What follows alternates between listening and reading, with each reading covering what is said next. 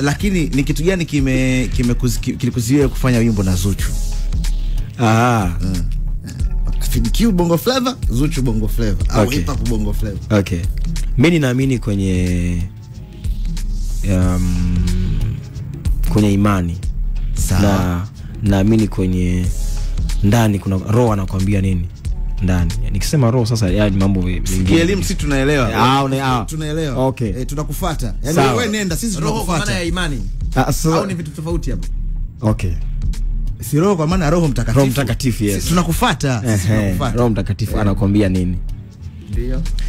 Kuna wakati wa kufuata akili, kuna wakati unaweza kufuata akili. Nasema kuna jamaa, kuna mtume Paulo kwenye Biblia anasema hivi, wakati nikiwa mtoto niliongea kama mtoto, nilifanya vitu kama mtoto, lakini sasa ni mtu mzima, nimeacha mambo ya kitoto. Sasa nafanya vitu kwenye utu uzima wangu, sababu nina akili na nini vitu kama hivyo. Kwa kuna kwenye maisha kuna kukua, kwenye kukua tunakuwa kwa tunasikia na kujifunza. Sasa ikifika kwa nini sikufanya wimbo na Zuchu? Ni nini nasikia ndani kukikataa huku siwezi kulazimisha nifanye, nitaharibu. Na mimi mara nyingi nimekuwa mtu wa kusikia vitu sana na kufanya.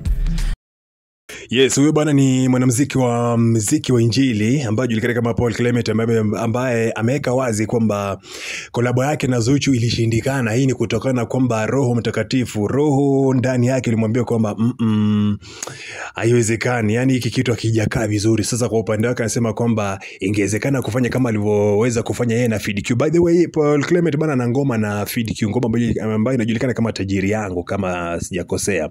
Ni ngoma ambayo ipo kwenye album ya Kitalojia Refix ya FeedQ.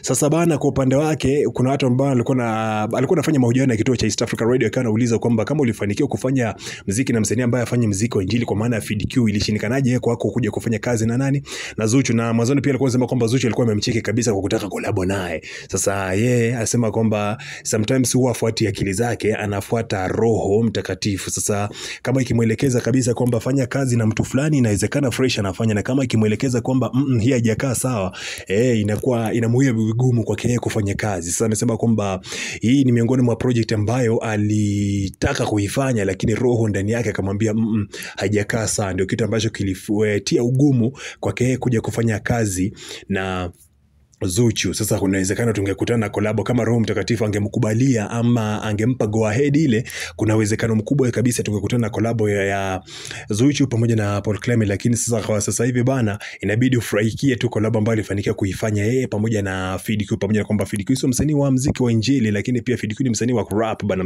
msanii wa hip hop. Sasa ndio kama hivyo. Na maoni gani kuhusiana na hili bana, unaweza ka drop pale chini kwenye comment section.